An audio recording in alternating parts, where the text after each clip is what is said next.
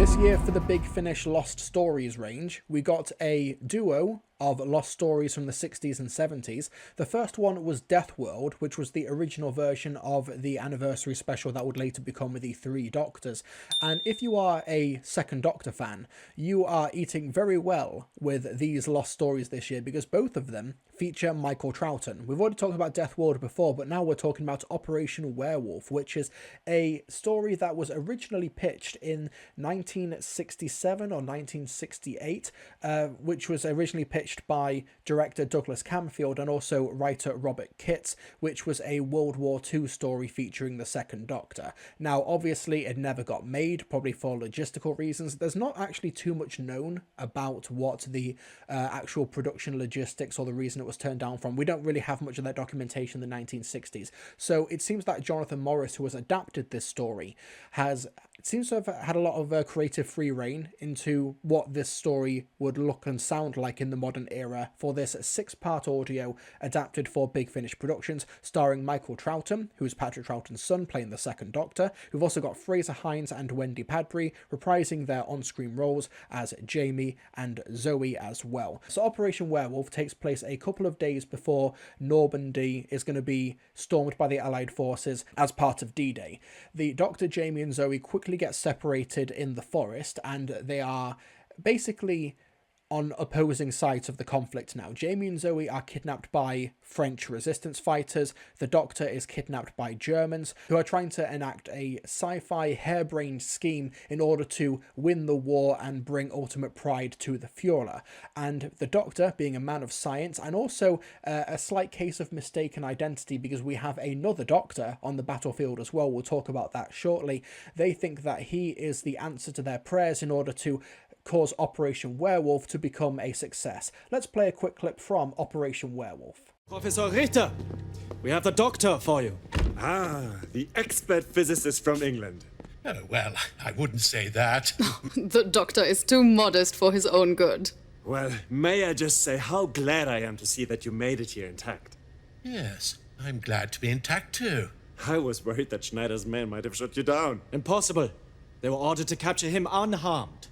Ah, now I understand about my arrival being expected. May I ask you how you knew I was coming?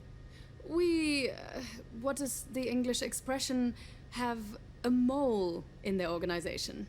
Yes, our Tulpit friends are remarkably well informed. You must be Professor Richter, is that right? You are aware of my work? No, I'm afraid not. No matter. It is a fault easily rectified. Let me tell you. No. Let us see if you can guess. Guess? Oh, well, let me see. You brought me here, an expert in physics, so it must be something to do with fundamental forces. This equipment is clearly extremely advanced. Far in advance of anything you might have in England. And it must be something to do with these two cabinets? You are getting warmer, Doctor. Identical, and yet there's no link between them. Is it safe to take a look inside? While they are deactivated, yes. Ah, so they can be activated. Yeah. Not much to see, though, just bare walls. The controls must be outside. Over here. Do you give up, Doctor? I'm afraid so. Whatever you're doing is quite beyond me. That is because it is the future of human travel. I love this angle of the story where the Doctor is so obviously hiding his power level in order to try and flatter and stroke the ego of these Nazi scientists. So essentially, the Nazis in France in 1944 are trying to perfect and hone transmat technology, teleportation technology, in order to covertly invade England and then take over that way, rather than going across the channel. And the Doctor unwittingly finds himself caught in this massive global event and might be at the centre of some major changes to history. And it's a really cool premise. And what I loved about Operation Werewolf is, firstly, it's a pure historical. So if this had come out during the Patrick Troughton era, it would have been one of the very few rare historical stories, apart from, of course, the Highlanders as well. It was during the Patrick Troughton era where they really leaned into the sci-fi sci-fi base under siege format, and they didn't really do too much in the fourth dimension other than what spaceship or what planet are we going to be on today. There wasn't that much in the terms of historical references or in terms of exploring Earth's past, which was the original format of the show, especially under William Hartnell's tenure. But for Operation Werewolf, it's a pure historical, and it also allows the stakes to be to feel really grounded and real. Like, these folks could get shot at any moment, and what I really liked about this 6-part story, which it is a little bit too long, in that I think that parts 4 and 5 are where the momentum completely stopped dead. However, what I loved about, in particular, the cliffhanger endings to these 6 parts, which are individually named, which is an interesting touch, because they stopped doing that towards the end of the Hartnell era, and they seem to have brought it back for this Second Doctor Lost Story for whatever reason. But anyway, it doesn't matter. So what I really liked about the cliffhangers was that it felt like every single cliffhanger or every other scene was building some new stakes or a new development in the plot. With the exception of parts 4 and 5, it really helped to keep the pacing up and to keep the tension escalating. It felt like, oh god, how on earth are they going to get out of this predicament? There's a few too many characters, I think. The cast is pretty massive. It's a really good cast. You've got David A. Mahoney as well as the other Doctor on the battlefield, and there is a slight case of mistaken identity there, but he also has the last name McCrimmon, so he could possibly be a relative of Jamie McCrimmon. I personally thought that plot element is interesting, but they don't really do anything with it, and it seemed there to sort of like pad out the runtime. It didn't really give Jamie that much to do outside of are you my uncle? You know, it wasn't that's a terrible impression. There wasn't really too much to explore there.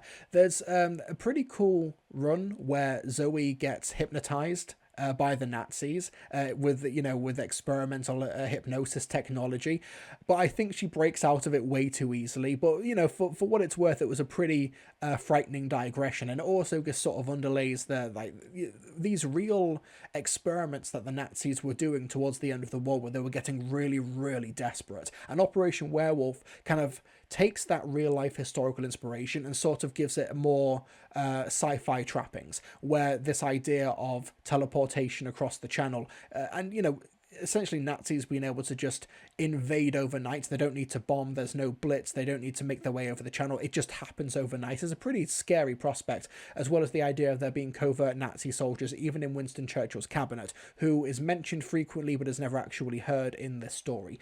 The cast is really big, but they're really good. I really liked Jordan Lochran as Francois Perrier, but I do think that the standout is actually Leonie Schleissing, who plays Lenny Bruckner, who is like this female SS officer who is just the absolute worst and is just so sadistic and sinister, and it's such a really strong performance. She's not like the she-wolf of the SS. That's a bit of a deep cut like exploitation horror reference, which I apologize for, but she's a really effective villainous character, and I think that she in particular played off Michael Troughton really, really well.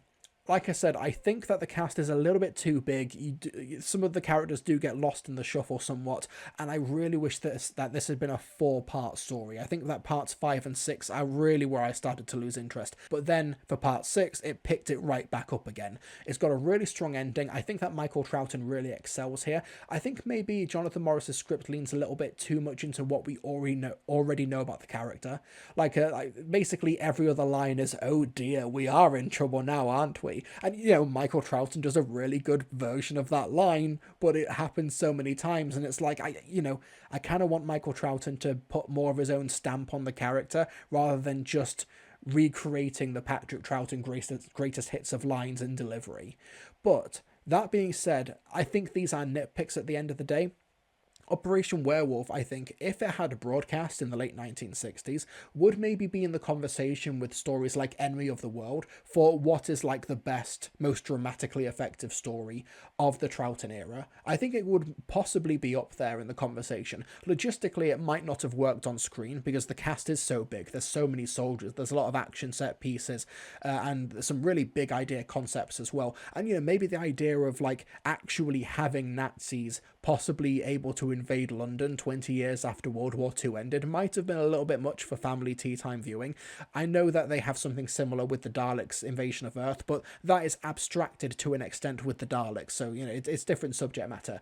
But I think Operation Werewolf is a very worthwhile Lost Story release. I think that it's a bit long, but I really can't fault the ambition. It's a really interesting, like, proof of concept that maybe they could have done this in the 60s and it would have been really dramatically effective, with a really strong cast, with really great continual raising of the stakes. It's just, I think it's a little bit overstuffed and there's a couple of pacing issues, but in the grand scheme of things, it's a really effective World War II espionage thriller. Really effective twists and turns, lots of really great double crosses, some really stonking great cliffhangers. I really like this a lot. I don't know if it's as good as Deathworld, but Deathworld is sort of like the big, fun, showy, fan-servicey Three Doctors story where you can directly compare it to that. Operation Werewolf really doesn't have a comparison, particularly in the Second Doctor's era. Like, you're not really going to compare it to the Highlanders. I think the best comparison is something like Enemy of the World, but, you know, it still feels kind of like apples and oranges at that point. But still, I enjoyed this a lot. Maybe the reason why each episode has individual titles is because Camfield and the other writer thought Doctor Who still did that. Terry Nation thought and did the same for the Planet of the Daleks first draft. Oh yeah, fair enough. Okay. You know, it's still cool for this particular release. And there's just some cool ideas here in terms of how insidious fascism is as an ideology, and how it is often like forced and thrust upon people. Like, you know, with the hypnotism, with the teleportation technology, so it can just spring up out of nowhere. You know, it's some effective sci-fi metaphors and parallels for a really like affecting moment in history, effective subject matter. Really good.